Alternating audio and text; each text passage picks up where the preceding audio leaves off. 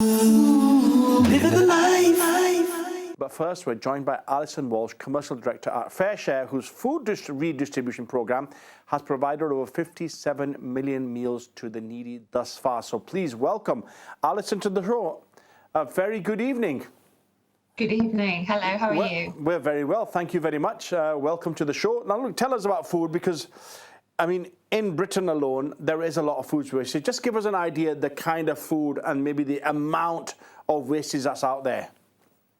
It's an amazing amount of food and it's not really that visible. So when I tell you that there's over 600 million meals of food wasted every year, that's a huge amount of food and almost too big to imagine.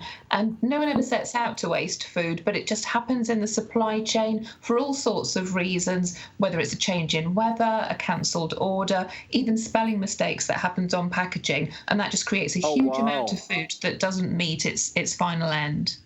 Now, that's exactly what I was going to ask you. What are the reasons for the wastage? I mean, look, one of the things which comes to mind, I mean, you know, obviously we go out to eat. A lot of people leave their food half eaten because it's a sign of fullness and it's a sign, you know, there's that element, which is something very practical. There's obviously overfilling your plate, right? And then you mentioned spelling mistakes. I mean, that's unusual. Absolutely. So a lot of it happens in the supply chain is before food even gets to the supermarket, before it even gets to your plates or to the restaurants. So you mentioned a spelling mistake. We had a classic example of receiving pallets and pallets of something that said chicken noodle soup on the label. Someone had missed out the O. Oh, goodness me. And by the time the company takes the label off, reprints it and puts it back on the tin, it's too much time, it's probably more expensive. And for that reason alone, they decided, OK, it's easier for us to donate it. But the weather plays an example as well. We might change our minds about what we want to buy. It wasn't a barbecue weekend in the end, so people bought soup and vegetables and not burgers and things like that. And so that goes in the bin, so to speak. It does indeed, or can do. So where do you guys come in? How do you interact with the warehouses, the supermarkets, the consumer, so to speak, to try and salvage as much of that? So FareShare works with the food industry, and we think whenever there's an opportunity to take that waste, and we call it surplus food because there's nothing wrong with it, it's not bad, it hasn't gone off, we can intercept that and we bring that into our warehouses all across the UK, and we then break it down into smaller orders and get it out to a network of 11,000 charities who all use food as part of their service provision. It's not always the only thing they do, but it's part of what they use to help get people in, help them get back on their feet, and also provide other services to them that they might be in need of. So that could be charities like food banks, would that be part of it? And then other charities that might use food as part of the other services that they're providing, basically. That's right. So food banks are a very obvious example, and particularly now at the moment, more so than ever. I think you'd probably also think about homeless shelters and other places where there's a real need in terms of destitution. But it could be things like a breakfast club in a school where normally the child who'd have a free school meal may not have eaten since the previous day's free school meal. So being able to have breakfast as soon as they come into school helps them concentrate and focus on the day ahead. And also places like elderly isolation, lunch clubs where maybe if someone's been bereaved, they're not looking after themselves as well as they could. You know, they've lost a partner and they don't cook for themselves. It's opportunities like that to bring people together and connect through community where food binds people together, but actually it's about so much more. I mean, look, realistically, I mean, it's only been very recently that people have started to realise that there is food insecurity in the UK. Right, because to be honest, if you said to that people are relying on food banks or people are relying on someone, you wouldn't have thought that was true in Britain. But the food insecurity in the UK is quite phenomenal. It is indeed, and you're right, it's been a really invisible issue. I think people don't talk about it from their own perspective. And food insecurity could be reducing the amount of food that you eat. It would be feeling hungry. It would be even skipping meals so that your children have food. And these aren't the things that people talk about so much. And it's only really been, I suppose, because of the pandemic that people have talked about it more and being removed from access to food. And that's exactly what I was going to say. I think the pandemic has obviously brought that to front. Now, obviously, you've spoken about 600 million meals. How much of that are you able to actually access at the moment? I mean, surely you're not able to capitalize on every item of food. So there's still probably a lot going to waste. There is, and FareShare is constantly trying to find ways to bridge that gap and to make that smaller. But we know, and we compare ourselves with countries like France, who aren't that far away, they're just across the water, that they're able to access 10 times as much as we do in the UK. So there are all why sorts is of that? Why is that? I mean, that's massive, the difference. It is indeed. Well, they have a similarly sized population, similarly sized food industry, and similar sort of structure to us in terms of food manufacturing. So we know that actually in France, there's a government incentive for businesses to be able to redistribute their food to charities, and that's something that doesn't exist yet in the UK. And do you think, I mean, I would have thought on the back of the pandemic, as you mentioned, the government surely must be taking some steps to try and do something similar? Well, we're in talks with them all the time, and I think from an environmental perspective as well, food waste carries with it carbon emissions as a negative factor. So for all of those reasons about getting good food that's had nutrients put into it and water used into it, and knowing that there are people in need at the same time, as well as all of the climate change arguments, there are real reasons to make sure that this food isn't going to be wasted. And matching ourselves across Europe, and let's say America, for argument's sake, Canada, or the Western, or the developed countries, where are we in the ranking of how much food is actually going down the pan, so to speak?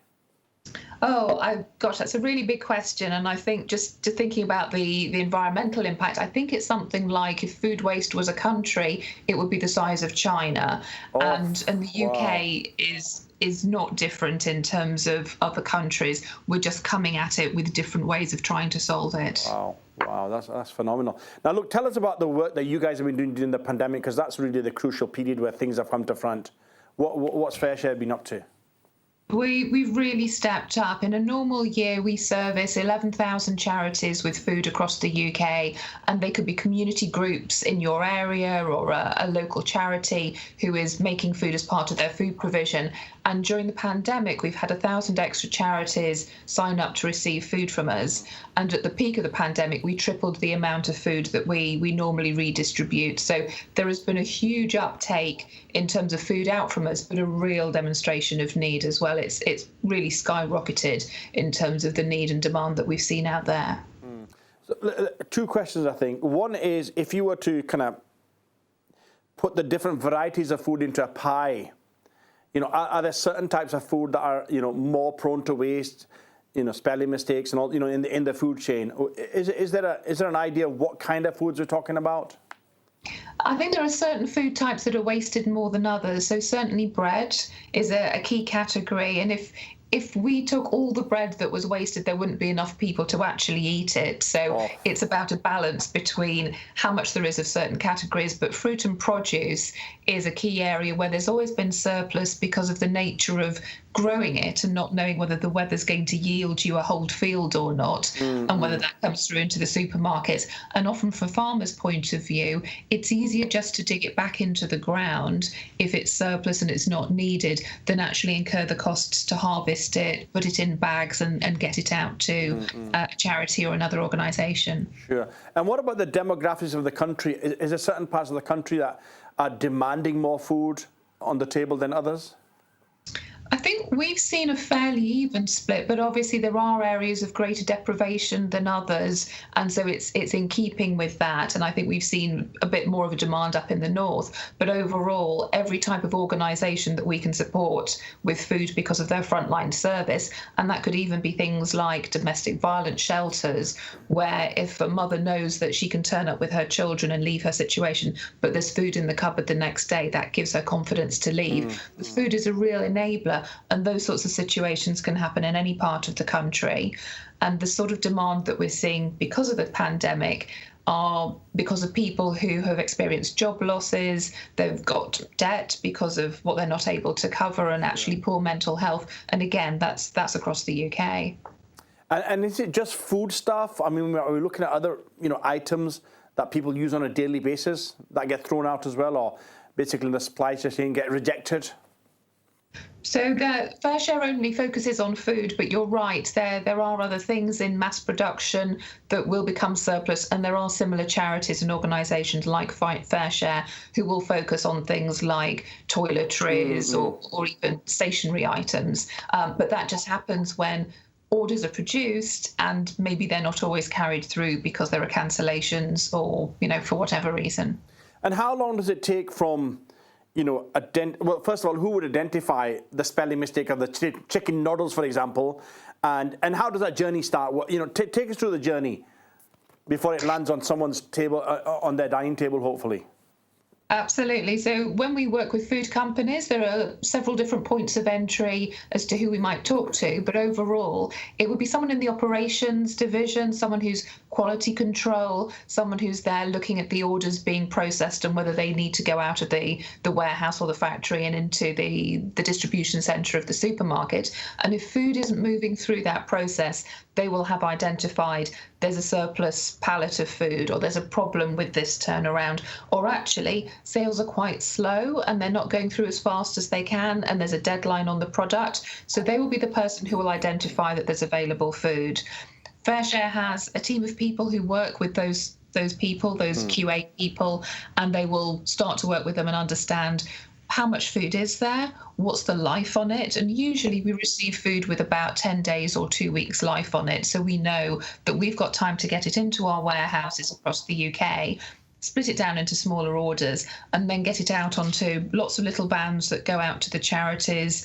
And that's possibly a 3 or 4 day turnaround, so that by the time we've got the food out to the charities, they're the ones that are turning it into meals or sending it out into food parcels. They also need a couple of days for that to work, and that's why having 10 days or 2 weeks life on the product is probably the right amount of time for a window to take all the food through that process.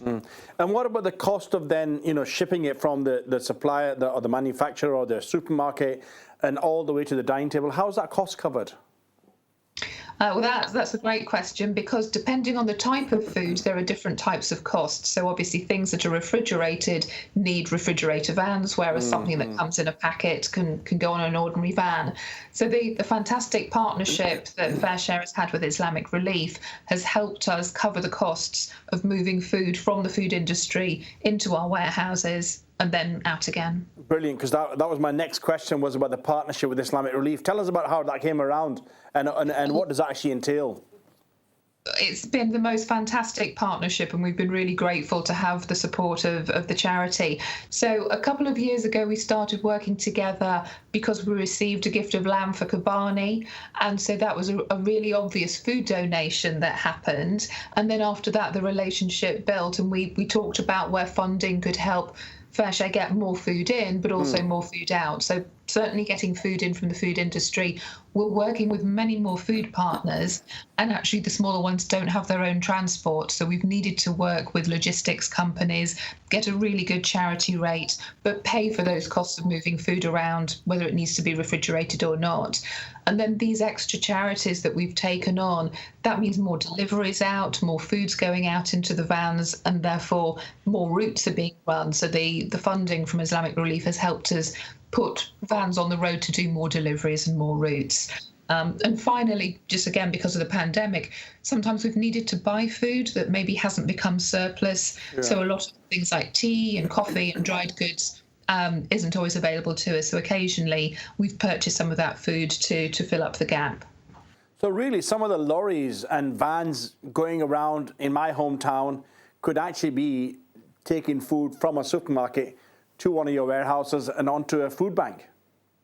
But very much so, and that's the thing, is we try to be as efficient as possible. So we're not having our own vans the whole time. We're trying to piggyback into the space of logistics companies. So you may not always know that it's FareShare food, but I can guarantee you, whenever you're driving along, chances are there's some food going through that eventually will end up on the plates or the tables of a charity who's using food from FareShare. I can imagine. And what about, is there still a shortfall? I mean, you need more food. Would that be the right question to ask you? Definitely. We know demand will always outstrip supply, just because of the nature of demand and vulnerable people in communities. So that we're always looking for more food and more support to help us get it out. And what's it been like in the pandemic with the delivery? Obviously, people are unable to work, reduced hours, places are closed. I mean, obviously in this pandemic, the second lockdown, there's a bit more kind of functionality. What was it like during the first period? It was hectic. It really was. We saw a huge upsurge of charities contacting us asking to receive food. And at the same time, we were very conscious as an organisation with warehouses that mainly operates with volunteers that we needed to keep everybody safe, that we had to play our role in making sure that the food got out there. So making sure that through social distancing, everyone was safe to come in, create the orders and drive the vans. We put a real focus on that.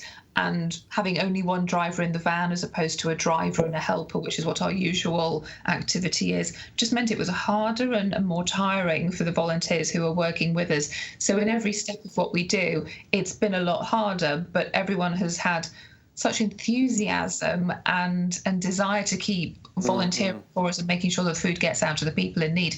It's really been an amazing time, but it's been a time like no other, which I think is the phrase that everyone's using at the moment. Exactly. And tell us about your workforce. What's the size of the charity? We're an organisation that's a network. So FareShare is the UK-wide network name, but we have 18 delivery partners who operate some of the warehouses around the UK because we believe that they're the specialists on the ground and they are closer to knowing what goes on in their communities and their neighbourhoods. But overall, there are 24 warehouses across the UK. They're all on industrial estates, so it might not be that you see them on a daily basis. Of course. We don't have charity shops on the high street like some charities, but overall, food from us gets to about 1 million people every week. Well, brilliant. I mean, it's a phenomenal operation. I mean, I've only heard a bit more detail. I've heard about you, but not the depth interview we're having right now. And look, people watching, what should they be thinking about? Maybe someone's linked to a supermarket, maybe they're linked to a charity. What kind of support do you guys still need? That's a great invitation. Thank you very much. I think I would say if you go to the website, which is fareshare.org.uk, you can find about the different ways to get involved. Maybe someone's got some time and they'd like to volunteer. Again, as you say, if they work for a supermarket, we have a special model that connects charities with supermarkets to collect their surplus at the end of the day. If you're not signed up for it, there's a page that you can go to and connect on that. So there are lots of different ways, but sign up for our newsletter through the website and we can tell you all about it. Fantastic. And look, just to finish off with, what's your own prediction of, let's say, the next 12 months? How are things going to pan out for someone like yourselves?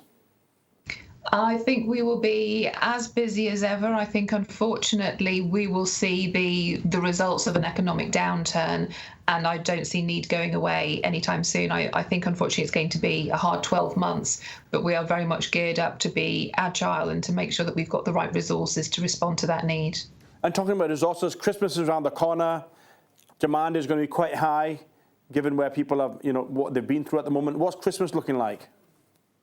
It's difficult because Christmas is followed by Brexit. So all of the supermarkets and the food manufacturers that we're working with are having a difficult time to juggle forecasting and their productions. So I just think it's a watching and seeing, but we're ready to be active. But we do know there is a sense of unknown coming up towards us.